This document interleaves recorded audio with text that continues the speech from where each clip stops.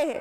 और ये आज की तारीख में भी साथियों कितने हो रहे हैं, ज्यादा अभी लंबी बात हमको नहीं सोचनी है कि पिछले जमाने में कितने हुए, आज तक कितने हुए, लेकिन अभी पिछले 10 महीने में जो लॉकडाउन की परिस्थिति है, इस लॉकडाउन की परिस्थिति में कोरोना महामारी के आड़ में जो लॉकडाउन घोषित हुआ, इस लॉकडाउन की शुरुआत में 25 मार्च से 31 मई तक जो 68 दिन है, इन 68 दिनों में महिलाओं के ऊपर हो रहे घरेलू अत्याचार के, घरेलू हिंसा के संदर्भ में लगभग 3,11,477 केस जो है वो रजिस्टर हुए केवल 68 दिनों में।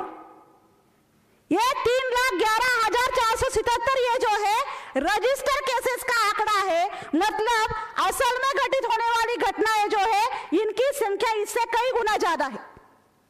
और ये जो मामले यहाँ पर दर्ज होते हैं इसमें से, क्योंकि घरेलू हिंसा के संदर्भ में एक बात अगर देखी जाए कि 86% महिलाएं भारत में ऐसी है कि जो महिलाएं अपने साथ हो रहे घरेलू हिंसा के संदर्भ में किसी से बात भी नहीं करती है, किसी के साथ वो शेयर भी नहीं करती है कि मेरे साथ घर में ऐसा व्यवहार होता है। मतलब 86% महिलाएं अगर शेयर भी नहीं कर रही किसी से के साथ, तो मतलब उसके साथ हो रहा है जो व्यवहार है वो सामने आने की बात तो दूर है। उसमें से 77% महिलाएं जो है वो किसी से मदद भी नहीं मांगती है, अपनी माँ से बहन से बात करती है, लेकिन जहां पर उसको मदद मिलती है वहां पर वो मदद मांगने के लिए भी नहीं जाती है।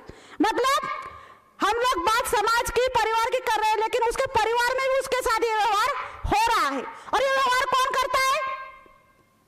जो समाज में उसके हिफाजत का ठेका लेके जिन्होंने रखा है, उसका पिता है, उसका भाई है, उसका पति है, उसका बेटा है, जो समाज में कहता है कि तेरी रखवाली मैं करूंगा, उसके ही द्वारा घर में उसके साथ ये व्यवहार हो रहा है। मतलब ये बहुत गंभीर बातें हैं साथियों।